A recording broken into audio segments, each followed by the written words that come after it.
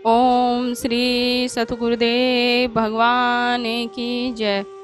रुदनार्थ प्रियम पुत्रम सत्यपाशेन सयतः केक्या चोदमानस्तु मिथो राजा तम ब्रवीत।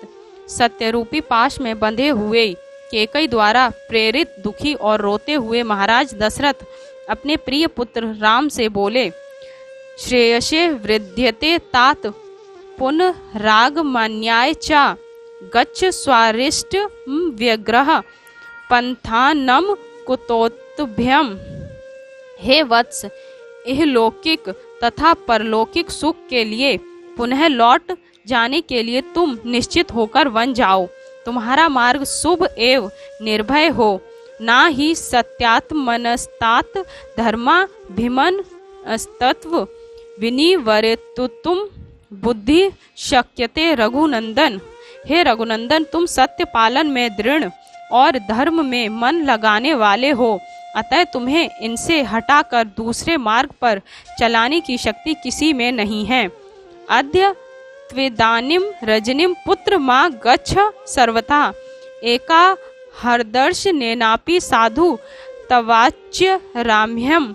परंतु पुत्र, आज की रात्रि तो तुम किसी प्रकार यहीं रह जाओ, एक दिन तो और मैं तुम्हारे साथ रहने का सुख भोग लूं। दुष्कर्म क्रियते पुत्र सर्वथा राघव तव्या मति प्राध्याय प्रियात्कत्वा याध्यासी विजनम वनम। पुत्र राम, तुम यह अत्यंत दुष्कर कार्य कर रहे हो, जो मेरा प्रिय करने के लिए तुम अपने सब प्रियजनों को छोड़कर वन जा रहे हो। ना चैतमने प्रियम पुत्र शपे सत्येन राघव छन्याया चलितस्त्विस्मि स्त्रियाया छन निकल्प्या। हे वत्स, मैं सत्य की शपथ खाकर कहता हूँ कि तुम्हारा वन जाना मुझे अभिमत नहीं है, परंतु क्या करूँ, मैं भस्म में छिपी हुई अग्नि की भांति भयंकर एवं कुटिल अभिप्राय वाली केकई की चाल में फंस गया हूँ। वचना या तू लब्ध्वा में ताम त्वम निस्त तू मिच्छसि अन्यावृत साध्यन्या केक्या विप्र चोदितः। मैं कुल कलंकिनी केकई के जिस जाल में फंस गया हूँ, तुम इसके कहने में आकर उस प्रतिज्ञा को पूर्ण करना चाहते हो। ना चैत दाश्चर्यतम यशस्त्व ज्येष्ठ सुतो मम अपनारित कथम पुत्र पितर कर्तु मिच्छसि। पुत्र, इसमें आश्चर्य की कोई बात नहीं है, तुम मेरे ज्येष्ठ पुत्र हो, अतः तुम अपने पिता को सत्यवादी ठहराना चाहते हो। अतः रामस्तथा श्रुत्वा पितुरातस्य भाषितम लक्ष्मणेन सह भ्रात्रा दीनो वचनम ब्रवीत।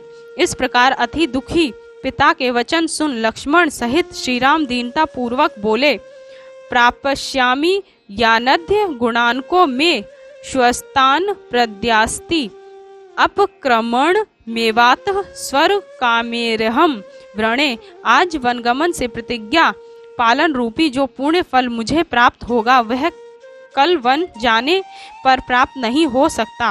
अतः यहाँ से शीघ्र चले जाना ही मैं अपनी अन्य सब कामनाओं की अपेक्षा उत्तम समझता हूँ।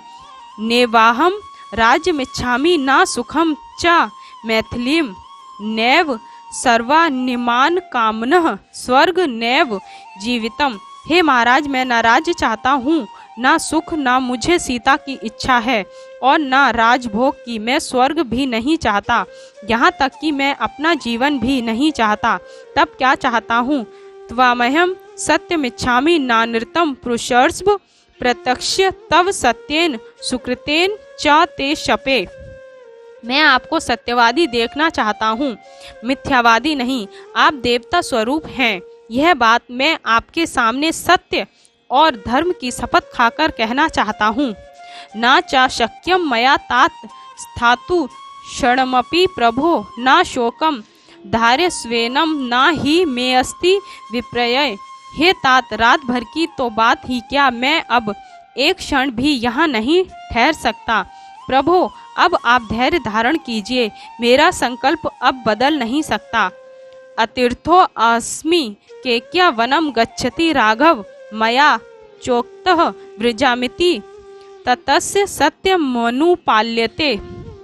जब कैकई ने मुझे कहा कि राम तुम वन जाओ और मैंने बहुत अच्छा कहकर स्वीकार किया, अपने इस कथन का पालन करना भी मेरे लिए अनिवार्य है। पिता ही देवतम तात देवता नापि सिमृतम तस्मा देववत मित्येव करिष्यामि पृथुवर्चः। हे तात, पिता देवताओं का भी देवता होता है, अतः आपको परम देवता समझ मैं आपकी आज्ञा का पालन करूंगा। पुरम चा राष्ट्रम चा मही चा केवला मया वृष्टा भरताय दीयताम अहम निदेशम भवतो अनुपाल्यन वनम गमिष्यामि चिराय सेवतुम। मैं अयोध्या और पृथ्वी के राज्य को छोड़कर जाता हूँ, आप इसे भरत को दे दीजिए, मैं आपकी आज्ञा का पालन करता हूँ। चिरकाल तक वनवास के लिए जाऊंगा। फलानी मूलानी च भक्ष्यन वने गिरीश्य पश्यन सरितः सराशिः च वनम प्रवेश्येव विचित्र पादपम सुखी भविष्यामि तवास्तु निर्वृत्त। नाना प्रकार के विचित्र वृक्षों से सुशोभित वन में प्रवेश करके वहां फल और मूल खाता हुआ तथा नदियों और सरोवरों को देखता हुआ मैं सुखपूर्वक रहूंगा। आप भी प्रसन्न एवं सुखी हो। एवं सा राजा व्यसनाभिपन्नः शोकेन दुखेन च ताप्यमान अलिंग्यन पुत्रम सुविनिष्ट संज्ञो मोहम गतो नैव चिचेष्ट किच्चित। यह सुन महाराज दशरथ क्लेशित तथा शोक एवं दुख से संतप्त हो श्रीराम का आलिंगन कर मूर्छित होकर भूमि पर गिर पड़े। मोह को प्राप्त वे बिल्कुल निश्चेष्ट हो गए।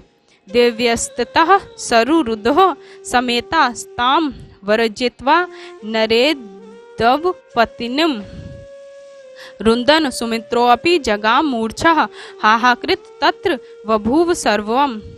उस समय कैकई को छोड़कर और सब स्त्रियां कौशल्या के पास एकत्र होकर रोने लगी। रोते रोते सुमंत्र भी मूर्छित हो गए। वहां सर्वत्र हाहाकार मच गया।